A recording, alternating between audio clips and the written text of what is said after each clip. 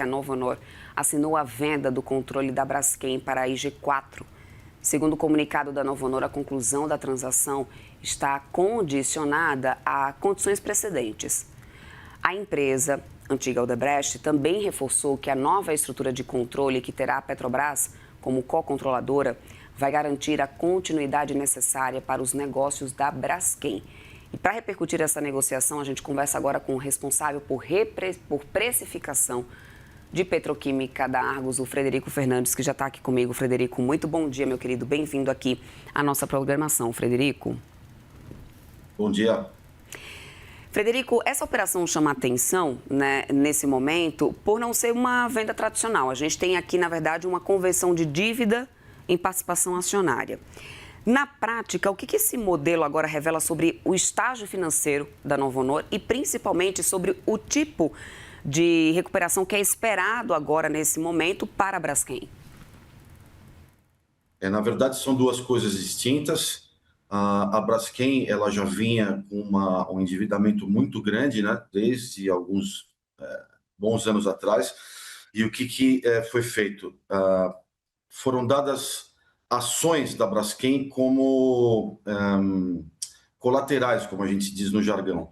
Ou seja, 4, 5 bancos, incluindo o BNDES, ficaram com essas ações e acabaram colocando, então, esse fundo IG4 como o próximo proprietário dessas ações. Então, efetivamente, é uma troca de dívida por ações. Dessa forma, o IG4 não teve que colocar nenhum dinheiro, nenhum cash para assumir o controle da Braskem. A Odebrecht ficou com 4%, uma pequena parte bem minoritária, e agora a gente vê o que pode vir a seguir. O problema é que durante esse período em que a Braskem esteve como colateral na mão dos bancos, ocorreram coisas. Então entramos num ciclo petroquímico de baixa muito acentuada, que dura mais tempo do que foi esperado, e também a demanda brasileira ela não cresceu tanto quanto esperado para plásticos, por exemplo, que é a nossa cobertura na Argos. Então a Braskem ela ficou numa situação bastante assim delicada. Com essa troca de controle, a gente espera que efetivamente venha um novo gerenciamento para a companhia. Possivelmente vai acontecer uma reestruturação, né? Pelo acordo fechado entre a Novonor e o IG4, espera-se uma oferta pública, né? Uma OPA com as ações dos minoritários que têm o direito de ter as suas ações negociadas com as mesmas condições do que foi feita essa troca, né? E, mais uma vez eu digo, a nova gestão ela vai ser fundamental para recolocar a Braskem nos trilhos, tentar sair dessa fase bastante conturbada que ela passa no momento. Perfeito. A Petrobras permanece, né, como co-controladora, como eu acabei de explicar aqui, também com decisões que exigem unanimidade. Isso tende a trazer estabilidade, Frederico, na tua visão? Isso pode gerar, talvez, alguma trava de governança, principalmente porque, em alguns momentos, a gente sabe que exige algumas exigências ali de decisões mais duras, como venda de ativo, enfim, ou até mesmo cortes mais agressivos. Então, qual que é a tua avaliação sobre isso? A gente percebe que a Braskem já vinha tentando dar alguns passos em relação a uma troca de ativos ou de produtividade, se eu posso ser um pouco mais claro. Por exemplo, o Roberto Ramos, que é o CEO atual deles, quando assumiu a companhia em janeiro do ano passado, ele já pregou fortemente a substituição de parte da nafta petroquímica que eles usam para produzir polietileno e polipropileno por gás natural, né? Liquefeito.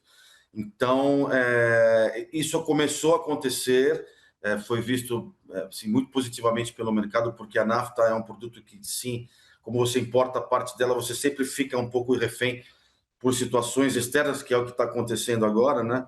E isso foi um passo assim, bastante, como é que eu posso dizer, positivo mesmo. Parece que a companhia estava entrando num trilho para melhorar as suas condições de matérias-primas e tudo mais, né?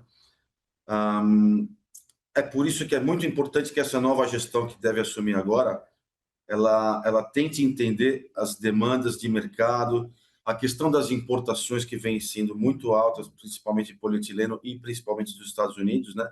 E principalmente também nesse momento, com essa questão da guerra, a gente percebe que muita coisa mudou e que deve demorar para retornar ao momento anterior à guerra, né?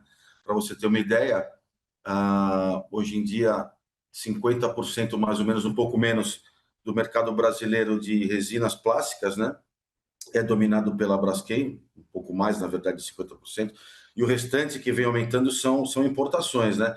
Com esse conflito no Oriente Médio e a impossibilidade dos navios saírem ali do Estreito de Hormuz, feedstocks ou matérias-primas, né, elas simplesmente ficaram bloqueadas por lá. Então, é claro que navios que estavam no mar chegaram, têm continuado a chegar com essas resinas importadas para o mercado brasileiro, mas chegamos a um ponto onde o comprador brasileiro de resina ele teve que olhar para a Braskem novamente, né, ou para a outra única região possível, que são os Estados Unidos. Então, mesmo com o antidumping que foi colocado, mesmo com algumas barreiras comerciais que foram colocadas, é muito importante que essa nova gestão da Braskem, nesse novo momento, possa entender essas movimentações todas e recolocar a companhia de forma mais ágil, diríamos até, né, no mercado brasileiro. E aí você tem uma perspectiva de que melhore pelo menos as margens operacionais, Frederico, porque a gente sabe que é o setor petroquímico, né, globalmente, já opera com margens sempre pressionadas, né, com forte competição aí com importados, ainda temos esses fatores externos nessa situação. Essa mudança pode ser, então, importante para pelo menos aliviar essa questão de margens agora de operação? Você está otimista quanto a isso? Veja bem, com tudo isso que eu acabei de explicar, né, com os Estados Unidos como única opção, ou a única possível opção para importação de PE, muitos dos transformadores e convertedores brasileiros se voltaram novamente à Braskem, certo? O problema é que a Braskem ela vem operando com capacidades menores, tá, mais ou menos 70%, e não é tão simples assim você voltar muito rapidamente a 85%, 90%, que seria o ideal, né?